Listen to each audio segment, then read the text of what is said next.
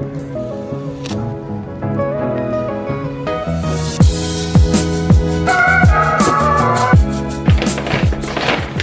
gonna get all of this unpacked and laid out on the counter, and then we can go through all the meals I have planned for this week and all the stuff I grabbed. We have got ourselves quite the haul this week, lots of produce. I'm gonna first start off with just some of the everyday random restocks that we just go through every week. Some of them are gonna be used in the meals, but this is just stuff that gets added onto the grocery list no matter what. So we've got cottage cheese. I like to put this in my eggs in the morning and add some extra protein. Eggs. These aren't my favorite eggs, but it's all they had, so they'll do for now. Some bacon, whole milk. I use this in my coffee every day, and every once in a while, I'll have a glass. Don't judge me.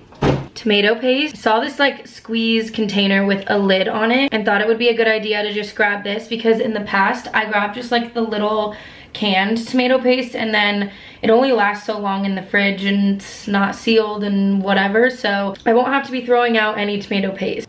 English muffins. I am gonna make a loaf of sourdough this week, so we'll have that also, but I like to have just another option of bread. I like these a lot. I'll make like breakfast sandwiches on these, or sometimes I'll just put like peanut butter on them before the gym. So we have those. These are for Matt. A few of these berry yogurts. And I think everything else out in front of me was bought for specific recipes. So now let's go through the 4 meals that I have planned for dinner this week. I just got this new cookbook from Half Baked Harvest. It's been one of my favorite things lately is to just go through the cookbooks that I have at the beginning of the week and see if there's anything fun. And this week I actually got all 4 of the recipes from here. This is definitely the most like realistic everyday recipe book that I have. Let me show you what we're working with. The first thing I saw and immediately was like, yep, is this Chipotle cheddar corn chowder. I mean, just look at that. It's been so cold in Minnesota, and I just thought that a warm soup would be amazing. It doesn't call for it in the recipe, but I am going to add some chicken, like some shredded up chicken into it, just to add more protein. So I've got a pack of chicken breasts, 2 cans of sweet corn. The recipe calls for it off the cob, but it's not in season right now, so this is the best that we've got. Some russet potatoes. Does not call for this many, but this is the smallest bag they had, so these will get used in other ways also. A yellow onion, which is also going to be used in another recipe.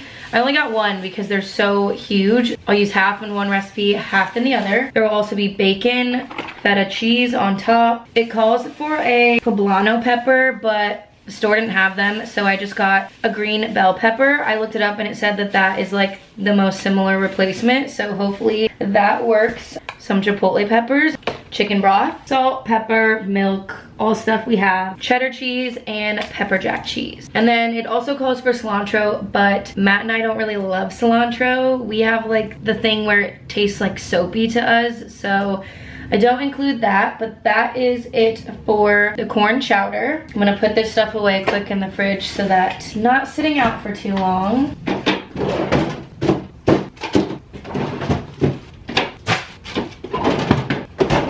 Next recipe, saucy garlic peanut noodles. Matt and I just went out to eat like 3 or 4 nights ago, and we had some peanut sesame type noodle, and it was so good, so it inspired me to make this. So for this one we have some egg noodles, and with the noodles served in the bowl we've got kale and some diced up sweet potatoes. It also calls for just like peanuts as a topping, which we already have. Same with sesame seeds. It also calls for honey, which we just ran out of, so I needed to restock on this. It calls for olive oil, salt, crushed red pepper flakes, peanut butter, soy sauce, rice vinegar, sesame oil, and we have all of those things, so that was very nice. A piece of fresh ginger. I have one little lonesome guy here. Garlic in this one also, and some green onion. And I think that's it. So that one will be kind of a lot going on, but it should be really, really good. Also very excited about this third recipe. Spicy pretzel chicken fingers. I am a chicken finger girl. I grew up being a very picky eater, so I love a good chicken strip, and these are just elevated chicken strips. They look phenom with some hot honey, and I'm also going to make them with a side of sweet potato fries. I bought some more chicken, obviously, but these are cut up into strips already, so that should make the prep a little bit faster. Pretzel twists.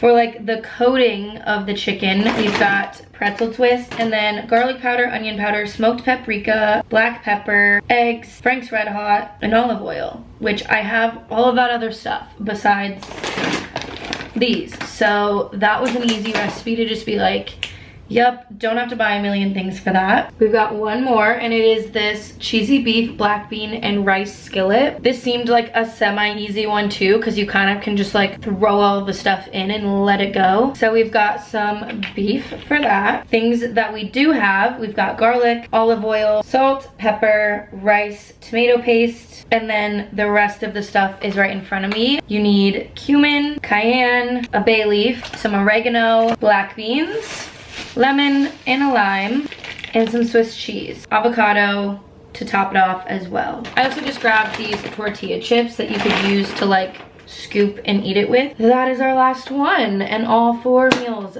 for this week. It's a good lineup, I think. We were just out of town this last week, so I'm excited to be back and to be able to cook and make my own food and be in the kitchen again. I will link this cookbook, but I will also make sure to write out all of the recipes in the description of this video so you can get a more detailed overview. I hope everyone has a good week. Bye.